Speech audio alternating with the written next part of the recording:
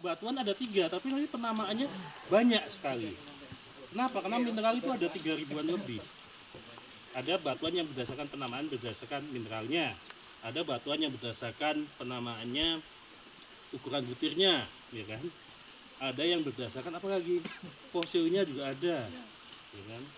Macam-macam. Atau kadang ada yang menyebut batu lempung merah, gampingan, ada yang menyebut batu gamping merah. Yang satunya adalah batu rijang.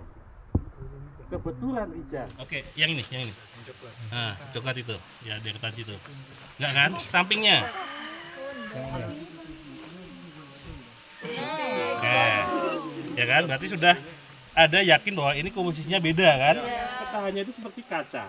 Kaca kalau dipecah itu kayak ada garis-garisnya gitu. Itu namanya konkoidal. Ya. Yang satu ada pecahannya itu, yang rijang. Berarti apa kandungannya? SiO2, silika. Ya. Tapi yang gamping tidak. Nah, kemudian yang batu rijang ini ada fosilnya. Radiuraria. Susah bahasanya gitu. Nah, udah ya. Udah ada fosilnya itu. Ada fosil radiuraria itu binatang yang sangat kecil, 0,01. Itu sumber makanan lebih terbatas sedikit. Nah, ini adalah salah satu bukti bahwa ini batuan diendapkan di dasar laut. Jadi di sini dulu bentuknya itu. Kalau saya gambar ini paham ya, gambar kayak ini. Ada litosfer ya. Ini diendapkan di sini. Ya, perkeringan ini batu rijang dan batu gamping di dasar lempeng samudra.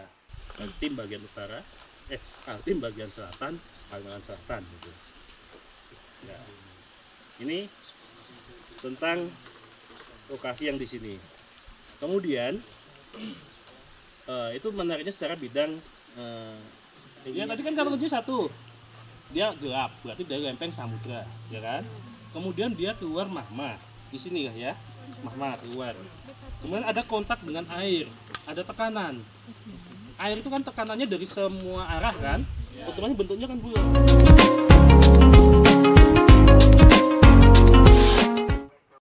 Tanyakan ke partnernya. Jadi kali Suping ini terdiri dari sistem sungainya, itu ada 2 sistem aliran sungai yang ada di sini. Jadi ada sistem sungai permukaan dan sistem sungai bawah tanah. Dari arah hulu itu sistem sungai permukaan semua terbuka yang dari arah hulu, baru kemudian sampai di Gua Kali Suci ini air menghilang ke bawah tanah. Karena kita ada di kawasan kali.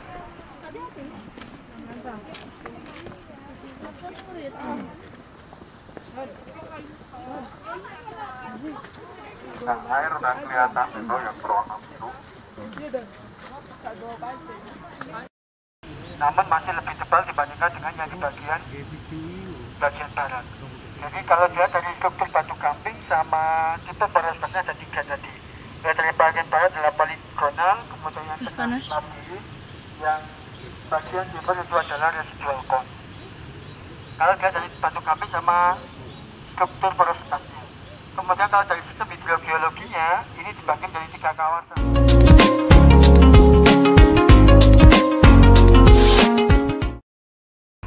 Kalau kita melihat bahwa macam-macam bentuk langit, kalau di sini kita melihat bahwa kalau di mata kuliah geomorfologi ada yang namanya bilangan kering ya,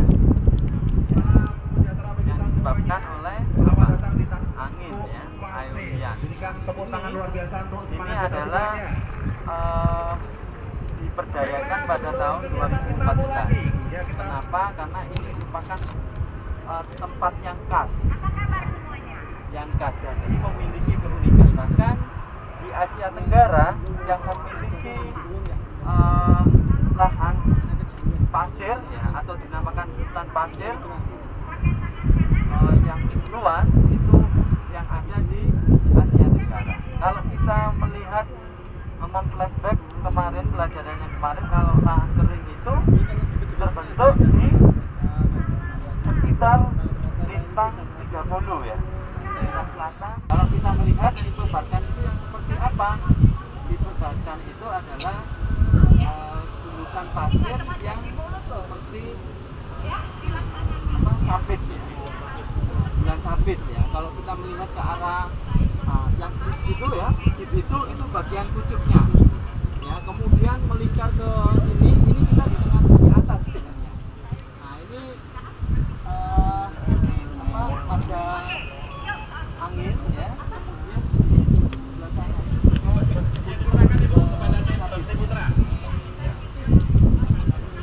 kemudian manfaatnya apa?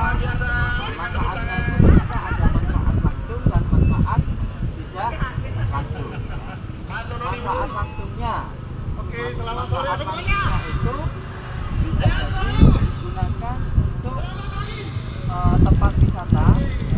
Kemudian ini adalah fenomena yang sangat langka, ya, sangat langka dan tidak semua tempat di Pulau Jawa terutama bahkan di Indonesia punya penampakan timur yang bagus. Mungkin saya menambahkan dari model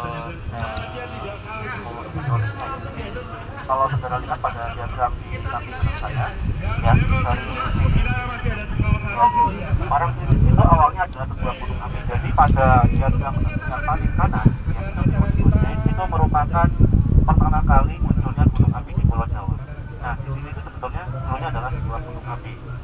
Namun ketika dia waktu semakin bertambah ya, kemudian ke Eosen, kemudian sampai ke Meosen akhir, ya, itu gunung api berpindah ke arah utara.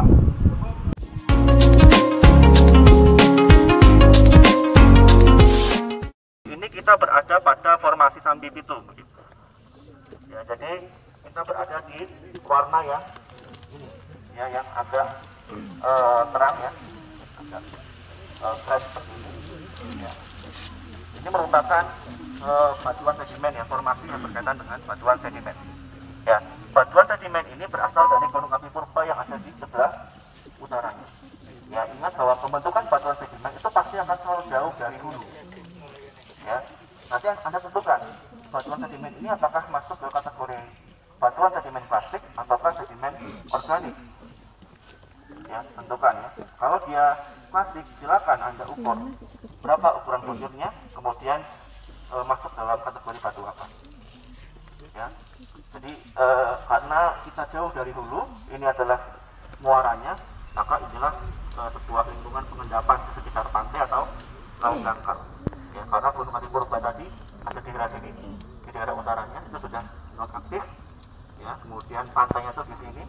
Ya, sebetulnya yang kemarin kita kunjungi di Kalisoji itu masuk di formasi Wonosari, lebih laut yang lebih dalam lagi.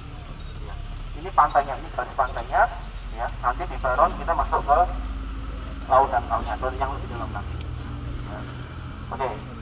Dan untuk hari ini nanti Anda silakan siapkan kompas ya, kompas geologinya. Ya, ini sudah banyak struktur di sini.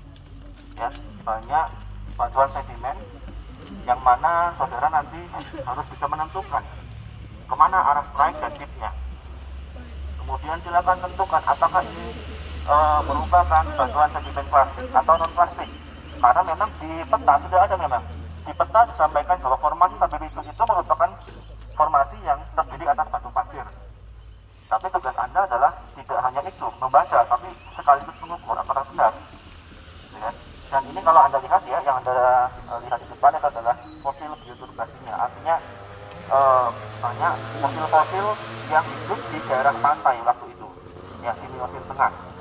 Ya, cacing zaman sekarang dengan cacing sama Miocene tengah tentu akan jauh berbeda ukurannya. Sehingga ini merupakan bukti bahwa kita berada di lingkungan pengendapan laut dangkal sampai di sekitar pantai ya, atau di luar.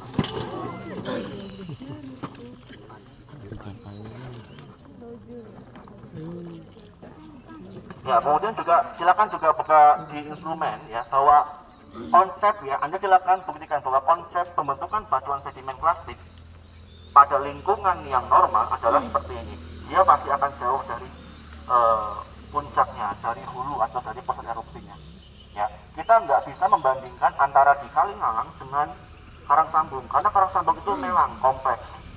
Ya, melang kompleks itu sudah nggak bisa lagi dipetakan.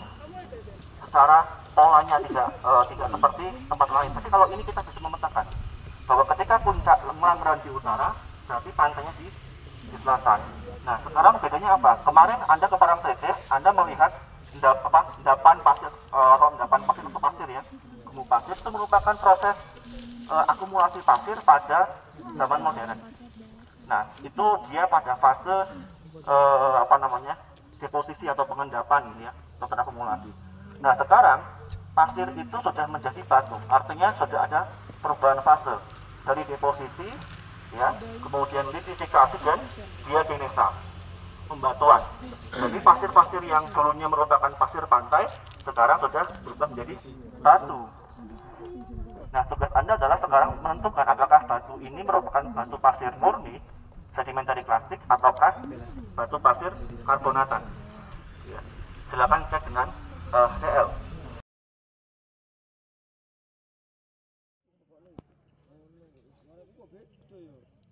Buka titik apa? Buat titik atas. Terus. Nah, kompas buat titik. Nah.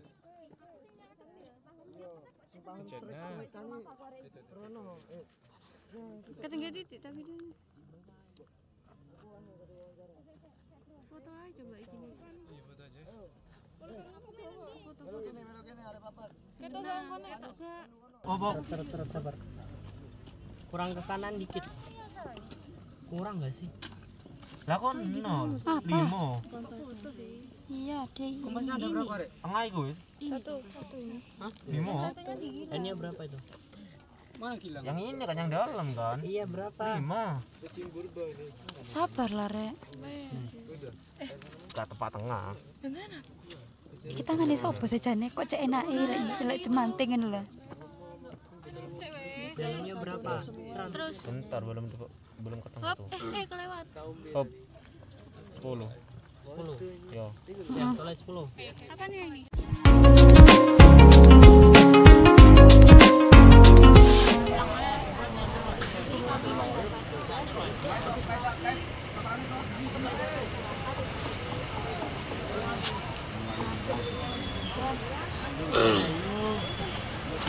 Pak Mamat umurnya 24. Iya. Oh iya, dari Jangan aja enggak apa-apa. Enggak apa-apa, cincin enggak apa-apa. Profesinya apa, Pak? Oh, nelayan. Ini nelayan berarti tiap hari. Iya. Puasa.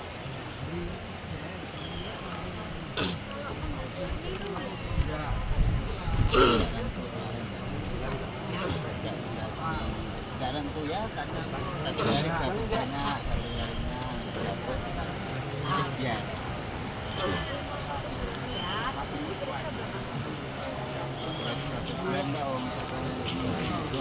Ya paling bulan itu ya paling sekitar 2